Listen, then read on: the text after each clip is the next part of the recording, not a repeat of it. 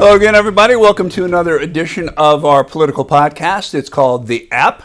Has nothing to do with computers or the internet. The App in this case stands for App-Arklatex People and Politics. Our special guest in the studio today is Sammy Wyatt. He is a candidate for the United States Senate in Louisiana. Welcome. Thank you. Thank you so much for having me. Yeah, absolutely. So what made you decide to get into the race for Senate? I am tired of seeing our politicians lie, serve themselves, and not represent the citizens of this state and the United States.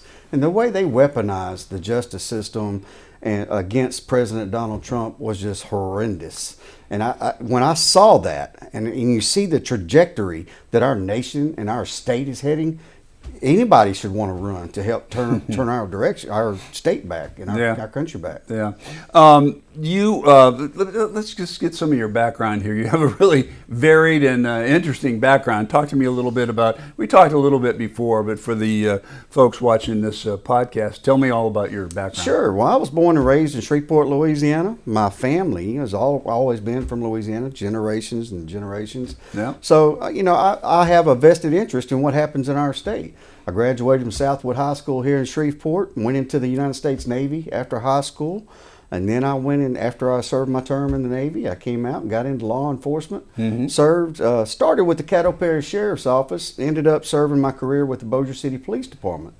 During my career with Bossier Police, I served on SWAT team, Assistant Public Information Officer, specialized in crimes against children, violent crimes, homicides, also fraud, waste, and abuse. In the law enforcement, as everybody knows, you wear many hats. Yeah. Well, you were a PIO, so you're used to dealing with the media, right? I did. I used to do a lot of PIO work, as Mark Natale was the actual PIO, and I would fill in for him just numerous times for 9 years. Yeah. And then I also spent 9 years doing Crime Stoppers, so I was on all over the place. Talk to me a little bit about talk to me about when you were on the SWAT team. That was with Bossier Police, Yes, right? sir. Bossier City Police. I spent 5.5 years on the Special Weapons and Tactics team, the SWAT team.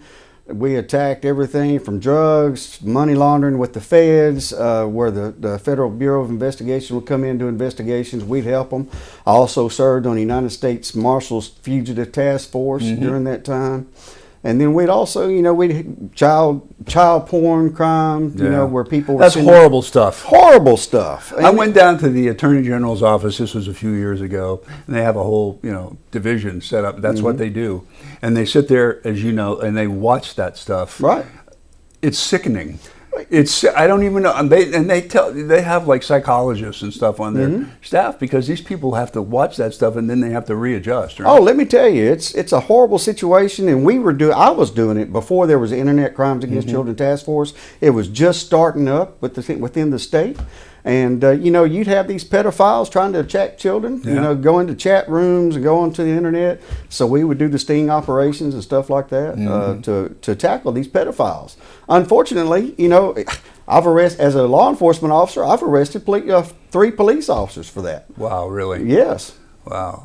That's a little disheartening when that happens. It is. I've arrested 3 law enforcement officers, preachers, teachers, youth ministers, public officials. No kidding. Oh, no kidding. So, look, I'm tired of these politicians. They hide behind the suits, and all the special words, and they serve their special interests, and there's some deviant people out there. Yeah, well, I'm glad you were on the job. Thank you. Thank you so much. So you decided to come at things from a different direction now and get into politics. Right. During my career in law enforcement, I went to Centenary College in Louisiana, here in Shreveport. Yeah. And earned my master's in business administration. After I finished that degree, I also have a criminal justice bachelor's from LSUS in Shreveport. Okay. But I went to work after I left law enforcement. I went to work at LSU Baton Rouge, and I was director of internal audit over investigations. So I specialize in fraud, waste, and abuse. Okay. And I earned my PhD in human resource management while I was working full time. So you know what's going on with fraud, waste, and abuse. There's a lot of that in the government. There's a lot in the government. I'm a certified fraud examiner, certified in compliance and 2 different certifications, certified in-case professional, where we actually go and do the forensics of computers and phones and all the technology that these pedophiles and fraudsters use to target other people. I'm certified to collect that, to do the investigation, to collect that. Our government here in Louisiana, and just government-wide, is just inundated with fraud, waste, and abuse. Yeah. And that's what Donald Trump's trying to tackle with the DOGE program. And he gets a lot of pushback. He gets a lot of pushback. And you know why? Because anytime you do try to put a flashlight and shine a light on the criminal activity and the fraud, waste, and abuse, or pedophiles, pedophilia, child porn, any criminal activity, they're going to push back. They're going to try to throw accusations back at you. They're going to try to put the heat back on you to take it off of them.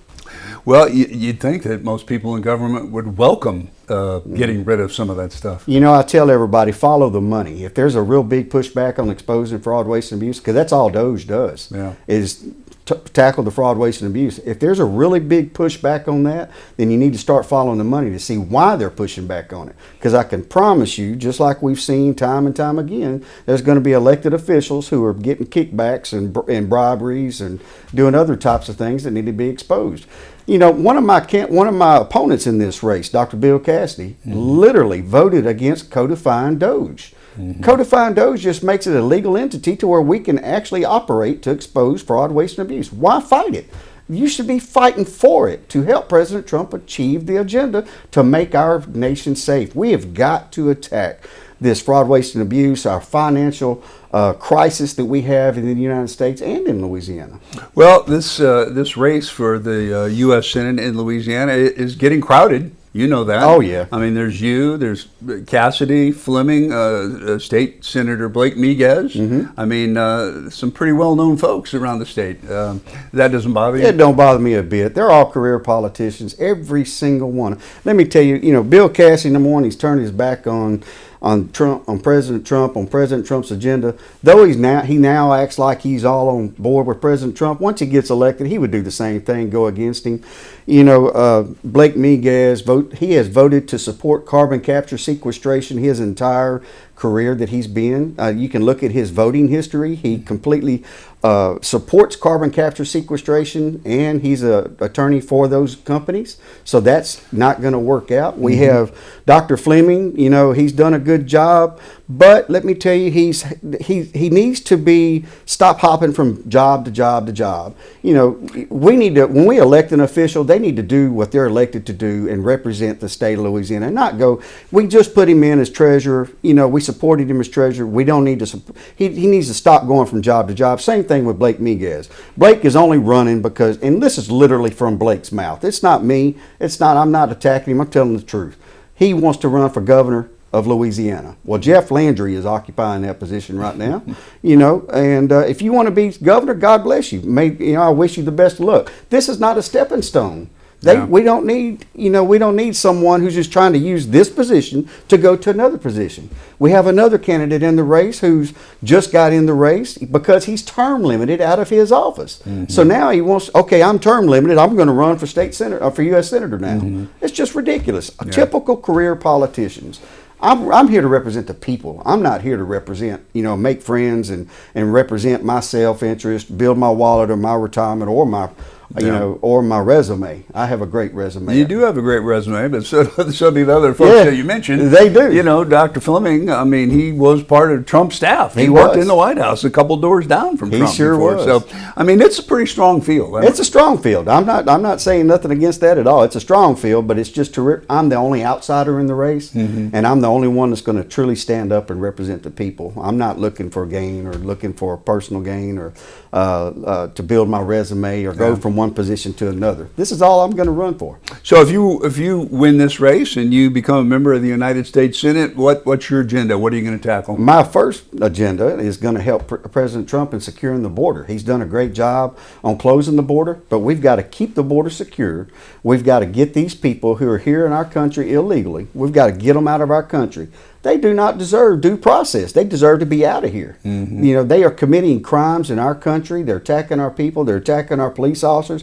Our law, it is absolutely disgusting, especially as a former law enforcement officer, but just as a United States citizen, to see our law enforcement attacked over and over again, and these idiots in political office who are supporting that, it's absolutely ridiculous. We need to do what we can to make our country safe, our neighborhoods safe, and that's going to be my first job.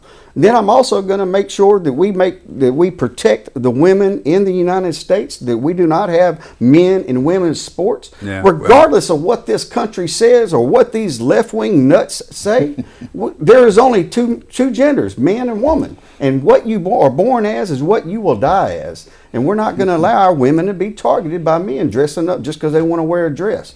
We also need to change the trajectory of the United States. Our physical responsibility. We have got to take our physical responsibility and eliminate the debt that we owed, or we will not be here in 200 years. What is it, $37 trillion $37 trillion. It is unbelievable. I mean, you can't even count that. I can't count that high. You know, and look, I'm Second Amendment. Of course, I'm a veteran of the United States Navy, former law enforcement officer.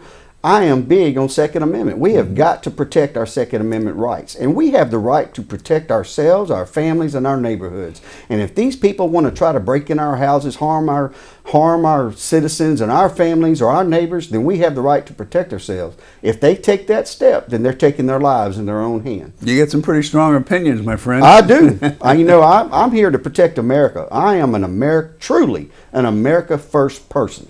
What are your thoughts on what President Trump is doing in D.C. right now, taking control of the police force? I support him 100%. We have got to take control of these cities that are letting crime run rampant. You know, attacking our citizens, attacking our neighbors, attacking our businesses, you know, causing violent crime and mayhem. We have got to do what we have to do to take control. If the local jurisdictions, the local police chiefs, the local mayors do not want to stand up and do what they were elected to do, I support President Trump 100% in federalizing the law enforcement so we can take it back. I think even some of the folks like on MSNBC and CNN, even they're kind of admitting, well, look, D.C. really is a dangerous place. D.C. is a dangerous place. And in Louisiana, we have some of the highest rates of crime per capita. New Orleans, Baton Rouge, Shreveport, Lafayette. It's all high crime rate area. Monroe, Louisiana. Mm-hmm. We've got to do what we can to help the mayors and the police chiefs take control of our crime.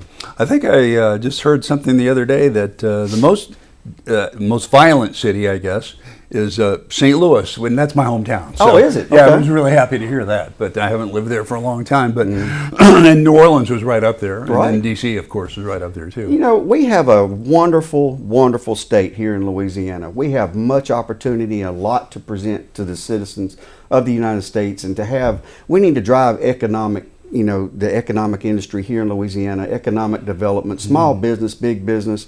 Shreveport has a lot to offer, Lafayette, Alexandria, New Orleans, but we've got to tackle the crime before we can attract people to come here. Yeah. You're not going to get, I think Governor Landry's done a pretty good job generating some businesses coming in, and that's going to create a lot of jobs, but and kudos to him. Yes. But it's going to be, as you go along, it'll get harder to get businesses to come here if they don't feel like their workforce will feel safe moving here, right? Right. You know, if you look, let's just take Shreveport, Bossier, for instance. Shreveport, I was born and raised in Shreveport, spent my childhood life in Shreveport, my adult life in Bossier City, and both of them are drowning right now. Both of them are losing economic development like crazy.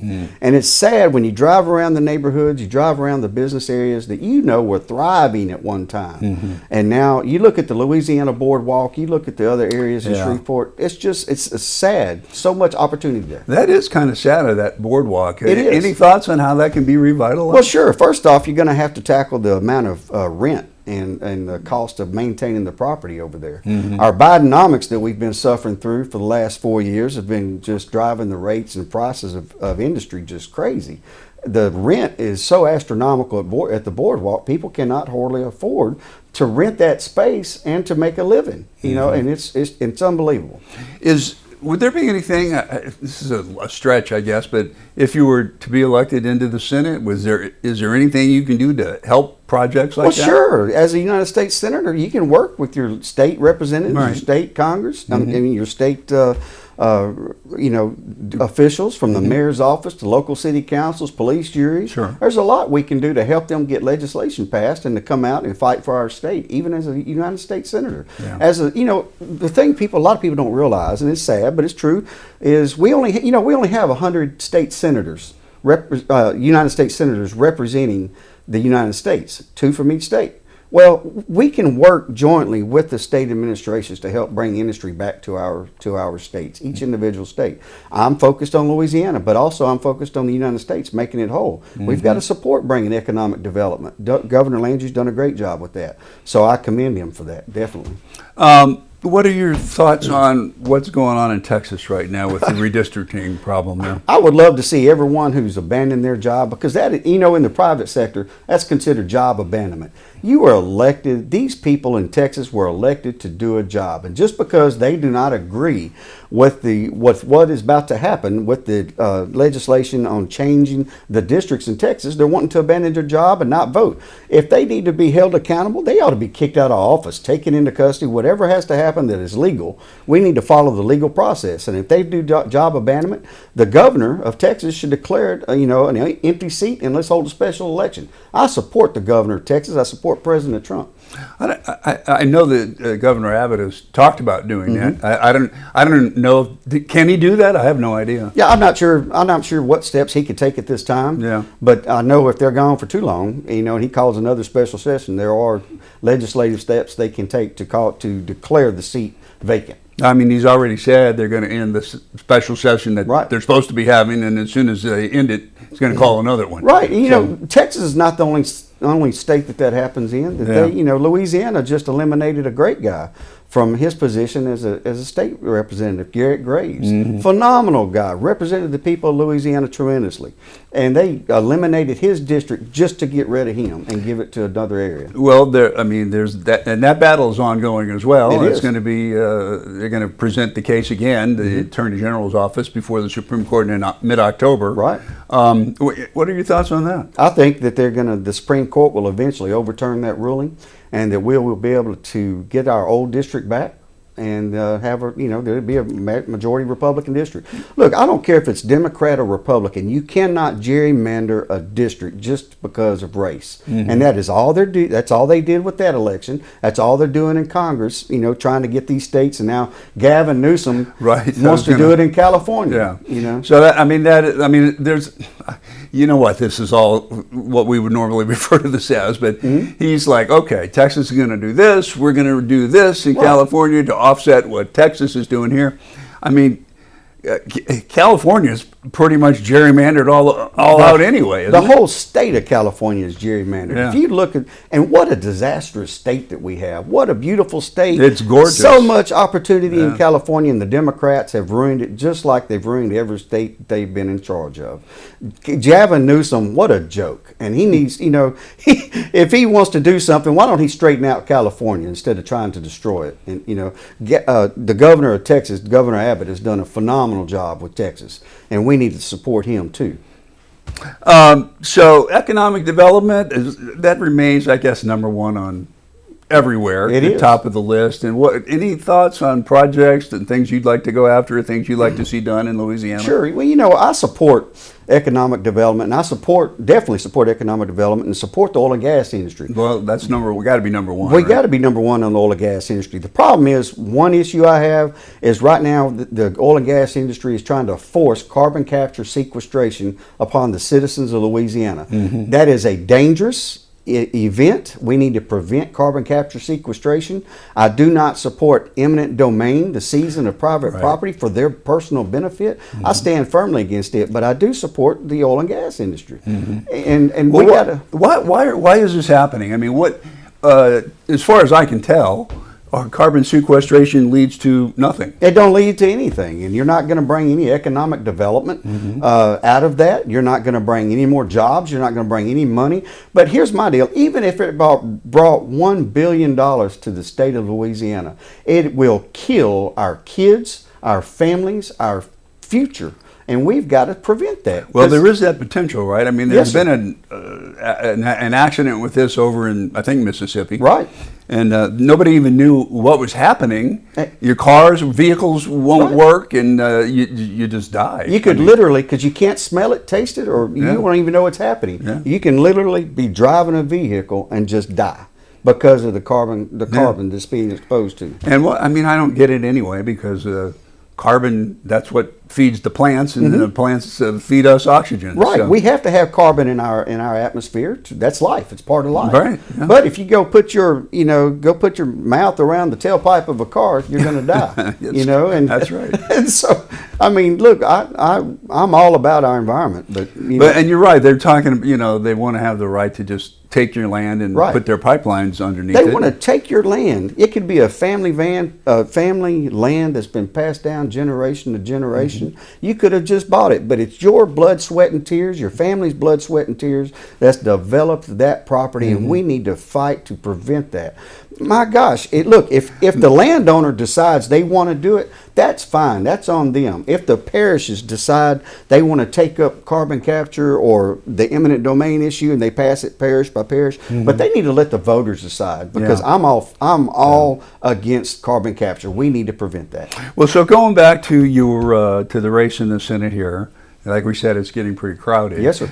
Is there a concern that? But by the way, is there an announced Democratic candidate for this seat? There is no officially announced Democratic candidate. The word is, and I've been told unofficially, that John Bel Edwards is going to be the Democratic nominee. I would love to challenge John Bel Edwards, because he turned his back on the citizens of Louisiana many times. As you can tell, I'm the only outsider in this race, and I'm going to go against anybody because I'm going to fight for the people of Louisiana. Well, you don't think... or is there a concern that with all the Republicans that are in the race, you guys would just beat each other up and leave a clear path for whoever the Democratic candidate is? Well, here's the way I look at that: is the people will decide, because we have a closed primary now. That's another issue. That's new this year. It's new this year. Or next year. Right. A lot of people don't realize we have a closed primary still.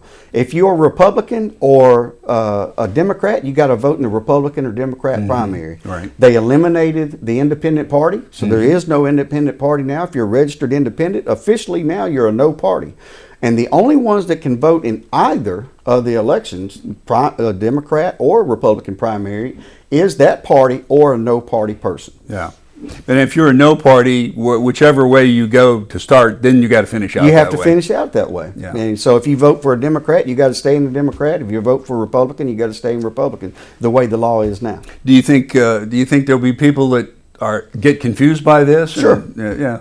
There's going to be people who show up who have no idea, because they don't keep up with politics. Yeah. And they don't keep up with the changes in the law. It's just a lot of the older generation, even the younger generation, to where they're going to go and they're going to try to vote for somebody, and they're not going to be able to. It's not going to be on their ballot. How much do you think that will affect the final outcome? I think it could have a significant impact if they don't advertise it. Yeah. And of course, with midterm elections, as we know, historically, midterm elections have a low voter turnout. Yeah. So we've got to generate the information, and the Secretary of State's office has put it out, but it's going to have to be put out a lot more. Yeah. To where showing the closed primary, we've got to show that you can only vote for these people. But my idea of the closed primary is the people will finally get a chance to vote the way they want. If you're a Republican and you want to vote for a Republican, you're going to elect them. And if the people are going to say who they want to go forward. So the fact that there's a loaded up side on the Republicans is,